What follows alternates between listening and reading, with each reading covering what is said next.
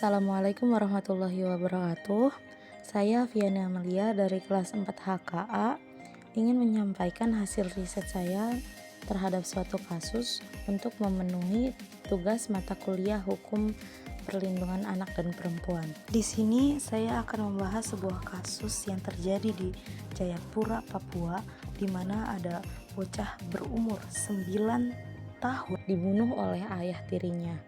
Lalu kemudian jasadnya dibuang ke lautan. Kasus ini mengguncang banyak pihak dan menjadi cerminan betapa pentingnya perlindungan hukum dan sosial terhadap anak. Dari sisi hukum, kasus ini termasuk dalam kategori tindak pidana berat.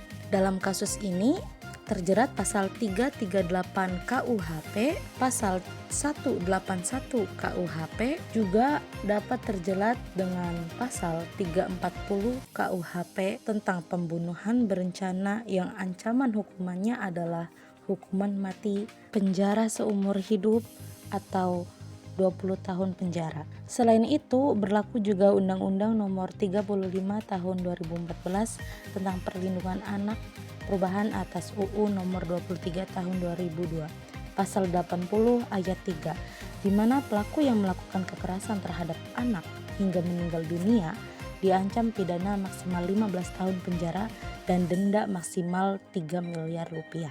Karena pelaku merupakan ayah tirinya sendiri, maka hukumannya dapat diperberat menjadi ditambah sepertiga dari hukuman pokok. Proses hukum bermula dari laporan ibu korban yang tidak mengetahui keberadaan anaknya, yang kemudian polisi melakukan penyelidikan. Polisi mengidentifikasi tersangka melalui laporan keluarga dan penyelidikan TKP.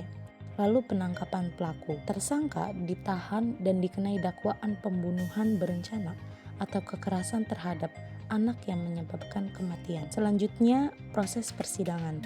Jaksa akan membuktikan unsur perencanaan dan hubungan pelaku dengan korban.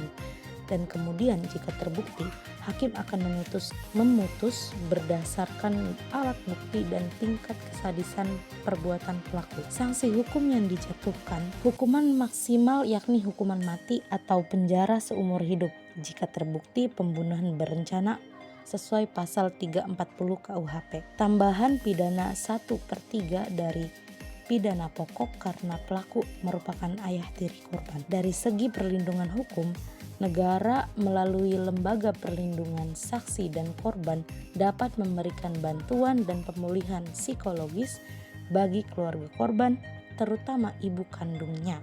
Kasus yang serupa dengan kasus ini salah satunya yaitu kasus seorang